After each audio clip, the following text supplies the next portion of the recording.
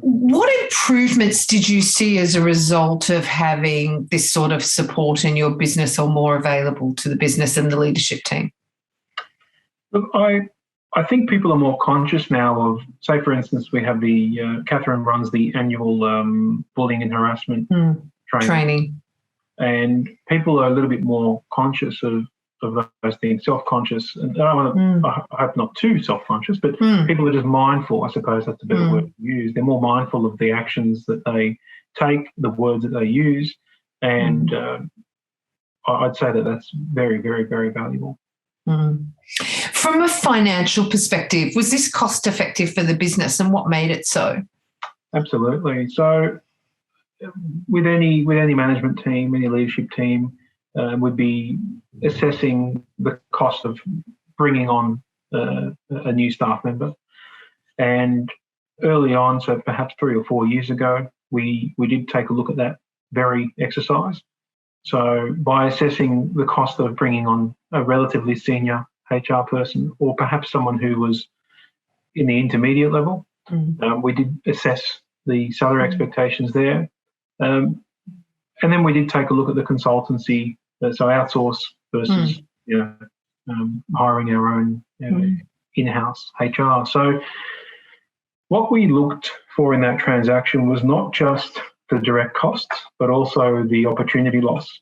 So I suppose if we start with the direct costs, so there's the cost of your wages and your on-cost, your super and your leave and sick leave and all those things. But then there's also the legal fees that you're going to incur, because you don't get those conversations with Catherine, who can seek out some informal advice. And then there's going to be support and guidance for that person that you hire. So say, for instance, we hire a HR officer. If they don't have a senior manager to support them, then they're going to need to seek advice, and we'd need to outsource that anyway. So there may be several hours a month in support in addition to that. So I suppose it's naive for us to just say, oh, look, well, we could just go and hire one person and they'll be able to achieve these tasks. But there are all those direct costs which I just referred to, but then there's the opportunity loss. And the opportunity loss I'm referring to is the knowledge that you would gain from having a more senior person provide that advice, the ability to seek out the solicitor's opinion from time to time, or the ability to collaborate with other people of a like mind. So again, if you have a HR matter pop up and your HR officer looks at that problem and wants to assess that from various perspectives, they're obviously going to put on their hat, the HR hat, and come up with an opinion. But often when you've got 2 or 3 people, or even just 2 people sitting down and having a look at a matter, they might look at it from another perspective. And again, that's where I'm seeing the opportunity loss by having somebody like Catherine, who has the support of yourself, David, or any of the other members of your team, Micah. She's bringing 5 or 6 opinions to the table, not just the one. And that's the opportunity that we would be foregoing if we hire one person.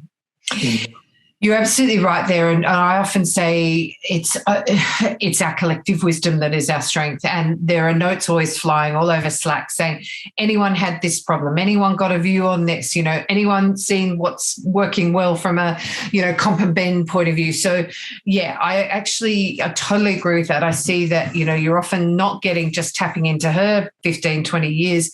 You're tapping into 120 years, that sits in the back end and are very happy to put their bits and bobs into the argument too. And they've all got opinions, which is good. And 2, they're all very widely read, in this space. And it's almost hard to come across everything that you need to in that space. So it's about getting diverse thinking. So that's great.